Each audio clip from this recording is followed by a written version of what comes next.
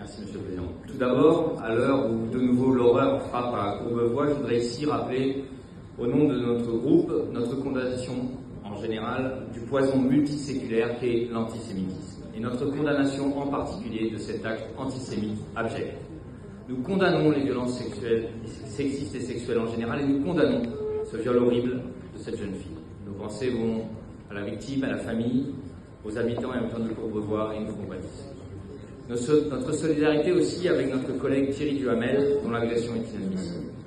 Et dans ce climat de fracture de notre société, nous vivons une période de bouleversement politique d'une rare intensité, qui nous touche toutes et tous. L'heure est solennelle, dans 17 jours, la France peut basculer dans la nuit. Et celle-ci peut s'assombrir encore plus 2 ans plus tard et devenir ceci. Je vous le pose ici. J'ai découvert ce roman dessiné en 2015 et je le tends à mes collègues sur ma droite. Je passe à la librairie et je tombe sur cet autocollant qui dit « Vous ne pourrez pas dire que vous ne saviez pas ». Et je lis pétrifié le récit de la France de Marine Le Pen, préparé dans l'ombre par le parti à la flamme, mais aussi par les politiques néolibérales et liberticides qui ont pavé le chemin de l'enfer. Quel est-il ce chemin? Enfin plutôt pour qui est-il cet enfer? Et je pense à Fatih et Mélek, les amis de mes enfants, ma fille et mon fils qui se retrouvent dans les cours du collège Berthelot et du lycée Berthelot également à Toulouse, face à l'angoisse d'être expulsés ou persécutés de par l'origine de leurs parents. Je pense à Myriam, mère célibataire à Saint-Cyprien, qui travaille et scolarise ses enfants et dont les allocations familiales, le logement social ou la place en crèche vont être supprimés au nom de, je cite, la priorité nationale. Je pense à Karim et Pierre qui sortiront le soir dans les rues de Toulouse, la peur au ventre d'être coursés par des milices d'extrême droite couvertes par l'impunité, à cause de leur couleur de peau ou de leur tenue vestimentaire. Je pense à Jean-Paul et Emma, mes amis militants et syndicalistes, qui seront poursuivis sur la simple base de leurs convictions. Je pense à Fatima, professionnelle de la culture dans nos quartiers populaires, qui va devoir accepter la réécriture de notre histoire, l'histoire de France, si elle veut continuer à toucher des subventions de la DRAC. Il est pour elles et eux, et donc pour nous toutes et tous, cet enfer. Et pourquoi nous sommes en arrivés là? Là, je ne m'adresse plus à nos concitoyens, mais je m'adresse à vous, alliés du macronisme et de la droite de l'échiquier. Celle qui n'arrive plus à porter aujourd'hui le nom exigeant qu'elle s'était donné, les Républicains.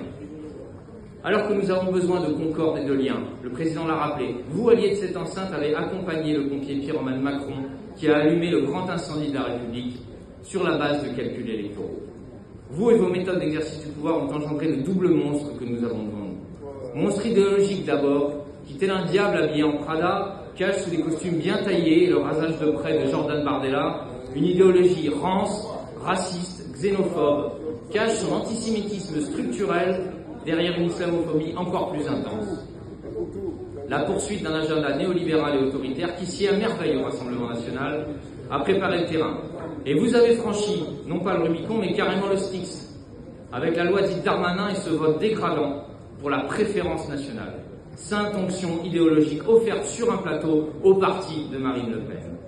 Monstre technocratique ensuite, avec un exercice du pouvoir centralisé, une culture de la répression des expressions populaires et de protestation, un mépris pour la démocratie avec un parlement ignoré et outrepassé à coups de 49.3, une criminalisation des idées écologistes et sociales, et enfin des médias contrôlés par des milliardaires à l'agenda politique douteux, libres de proférer à l'heure de grande écoute leur poste de vérité.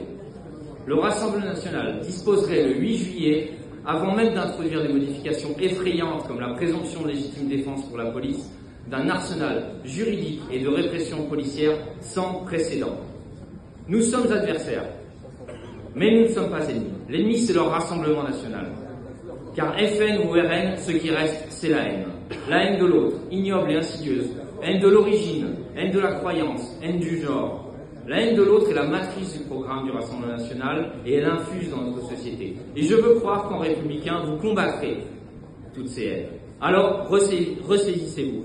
Vous qui nous avez servi le barrage républicain ad nauseam, il est l'heure de faire face à vos responsabilités.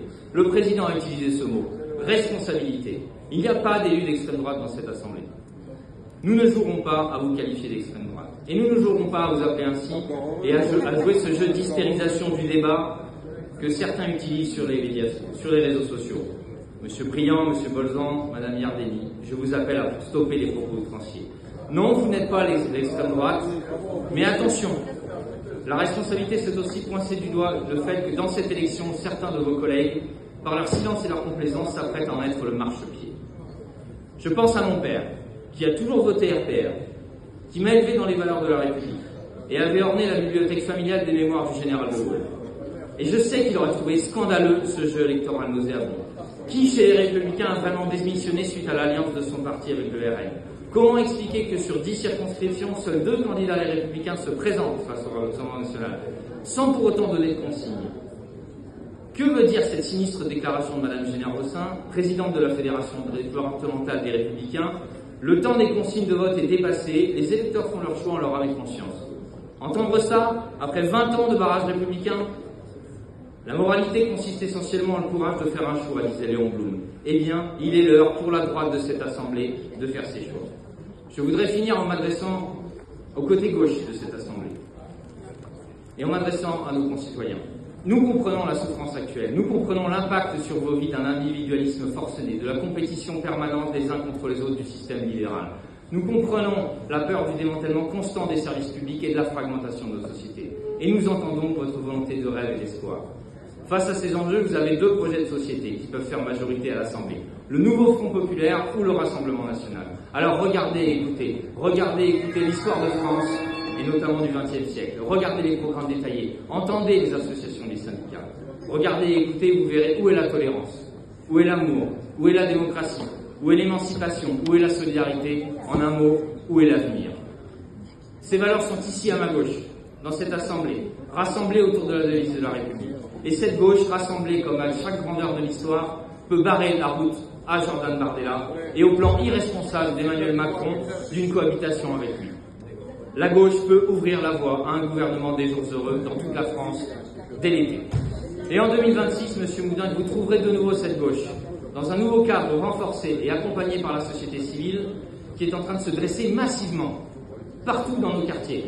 Vous nous trouverez en face de vous pour donner à Toulouse le visage rayonnant et ouvert qui lui ressemble. Avant cela, les 30 juin et 7 juillet, votons Nouveau Front populaire pour l'avenir et la lumière, car nous ne pourrons pas dire que nous ne savions pas.